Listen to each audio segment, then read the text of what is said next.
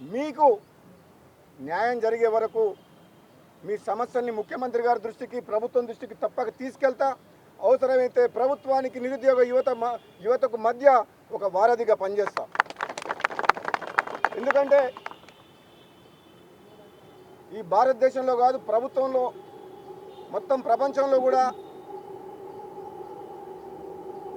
యువత అనుకుంటే సాధించలేనిది ఏం లేదు. యువతతో పెట్టుకున్న ప్రభుత్వం ఏది కూడా మనుగడ సాధించలేదు. నిన్న మొన్న నేపాల్ దేశంలో ఒక అవినీతి రహిత ప్రభుత్వాన్ని తీసేందుకు యువకులు పోషించిన పాత్ర మీరందరూ కళ్ళతో చూసింది, ప్రపంచం చూసింది. అంటే నిరుద్యోగ యువతని గాలికి వదిలేయద్దు. వాళ్ళు మన పిల్లలు, వాళ్ళకి ఏదైనా దారి చూపించాల్సిన బాధ్యత ఈ ప్రభుత్వం మీద ఉంది. ముఖ్యంగా ప్రభుత్వంలో ఉన్న పెద్దలు, పాలకులు ఒక రాజకీయ కోణంలో కాకుండా, ఆర్థిక కోణంలో కాకుండా, సామాజిక కోణంలో మానవతా దృక్పథంతో ఆలోచించినప్పుడే ఈ నిరుద్యోగ యువతకు న్యాయం జరుగుతుంది. కాబట్టి నిరుద్యోగ యువకులను కాపాడుకోవాల్సిన బాధ్యత ప్రభుత్వం మీద ఉన్నది. అదేవిధంగా గ్రూప్ 1, గ్రూప్లో కూడా జరిగిన అవకతవకల మీద కోర్టులో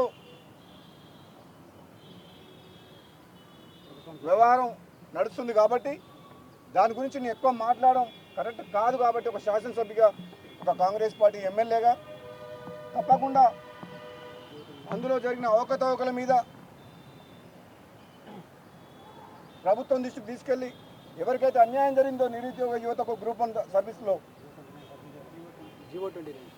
తప్పకుండా ప్రభుత్వం దృష్టికి తీసుకుపోతా అని చెప్పి కూడా మీకు మాటిస్తున్నా. ఏదైనా మీ డిమాండ్లను ఏదున్నా సరే తప్పకుండా నేను నిరుద్యోగ యువతకు సంబంధించిన ఏ సమస్య ఉన్నా మీకు మళ్ళీ మాటిస్తున్నా. మీకు మళ్ళీ చెప్తున్నా, 1కి 2 సార్లు చెప్తున్నా. మళ్ళీ మీకు 30 లక్షల మంది దాదాపు నిరుద్యోగ యువత ఉన్నారు, కష్టాల్లో ఉన్నారు, కన్నీళ్లతో ఉన్నారు. తెలంగాణ వస్తే మా బతుకులు బాగుపడతాయి, మాకు ఉద్యోగాలు వస్తాయి, ఈ ఉమ్మడి ఆంధ్రప్రదేశ్లో మాకు అన్యాయం జరిగింది అని ఎంతో ఆశతో తెలంగాణ ఉద్యమంలో ఉన్నారు. కేసీఆర్ని గద్దె దింపే దాంట్లో కూడా కీలక పాత్ర పోషించారు. కాబట్టి వాళ్ళందరూ కూడా చెప్తున్నాను, ఈరోజు మొదటి రోజు కొందరు సోదరులు, నిరుద్యోగ సోదరులు రమ్మంటే వచ్చిన మీ సమస్య గురించి మాట్లాడుతందుకు తప్పకుండా నేను ప్రభుత్వం దృష్టికి నిరుద్యోగ యువకులు ఎవరైనా 10 మంది కలిసి ఇంకా కొన్ని సమస్యలు నా దృష్టికి తీసుకొస్తే ప్రభుత్వం దృష్టికి తీసుకెళ్లే బాధ్యత నాది అని చెప్పేసి కూడా మీ అందరికీ కూడా అమరవీరుల సాక్షిగా చెప్తున్నాను. ఎందుకంటే మీ అందరికీ తెలుసు, గతంలో కూడా ప్రజాస్వామ్యాన్ని కూని చేసి ప్రతిపక్షం లేకుండా, ప్రశ్నించే గొంతు లేకుండా ఒక నియంతలాగా ప్రవర్తించిన కేసీఆర్ విషయంలో కూడా నేను నా పదవికి రాజీనామా చేసి మొత్తం ప్రభుత్వానికి ముచ్చెమటలు పట్టించి మునుగోడు ప్రజల కాళ్ళ దగ్గర తీసుకొచ్చిన చరిత్ర ఉంది. నేను కేవలం ఈరోజు ఇక్కడికి రావడం కూడా ముఖ్య కారణం ఏంటంటే, ఎంతోమంది నా తమ్ముళ్ళు బాధలు చెప్పుకోలేక, మనోవేదనతోటి వాళ్ళ కుటుంబాన్ని పోషించుకోలేక, పెళ్ళిళ్ళు కాలేక, ఎన్నో ఆర్థికమైన సమస్యలతోటి వాళ్ళ వయసు మీరిపోతుంటే కూడా ఉద్యోగాలు రాక, వాళ్ళ జీవితంలో సెటిల్ కాక ఎంతోమంది లక్షల మంది యువకులు ఈరోజు బాధలలో ఉన్నారు, మానసిక వేదన అనుభవిస్తుండ్రు. అటువంటి విద్యార్థులకు, అటువంటి నిరుద్యోగ యువకులకు ధైర్యం చెప్తందుకు ఒక అన్నలాగా మీరు రమ్మన్నారని చెప్పి ఇక్కడికి వచ్చినాం. కాబట్టి ఏది ఏమైనా నాకు ఈరోజు తెలిసింది, నేను అమరవీరుల స్తూపం ఈరోజు సెప్టెంబర్ 17 అని చెప్పి నేను వస్తుంటే కొన్ని ఎడ్యుకేషన్ ఇన్స్టిట్యూషన్ దగ్గర కూడా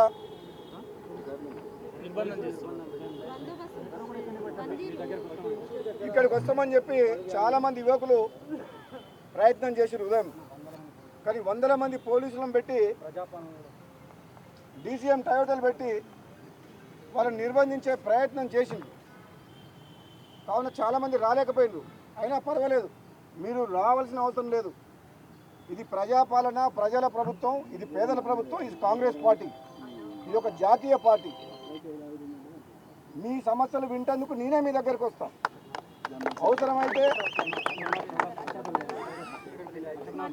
అవసరమైతే సిటీ సెంట్రల్ లైబ్రరీ చిక్కడపల్లికి వస్తా, అవసరమైతే అశోక్ నగర్ చౌరస్తాకు వస్తా, అవసరమైతే దివిజనర్కి వస్తా.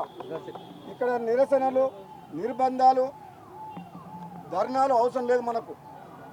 ఈ ప్రజాస్వామ్యబద్ధంగా ఏర్పడ్డ ఈ కాంగ్రెస్ పార్టీ ప్రభుత్వం తప్పకుండా రాబోయే రోజుల్లో నిరుద్యోగ విషయంలో, నిరుద్యోగ యువత విషయంలో నిర్లక్ష్య వైఖరి, నిర్లక్ష్య ధోరణితో ఉండకుండా మీ సమస్యలు ఎప్పటికప్పుడు కూడా ప్రభుత్వం దృష్టికి, ముఖ్యమంత్రి దృష్టికి తీసుకుపోతా అని చెప్పి మరొకసారి మాటిస్తున్నా. కాబట్టి మీరు ధైర్యంగా ఉండండి. మరొకసారి అమరవీరులకు జోహార్.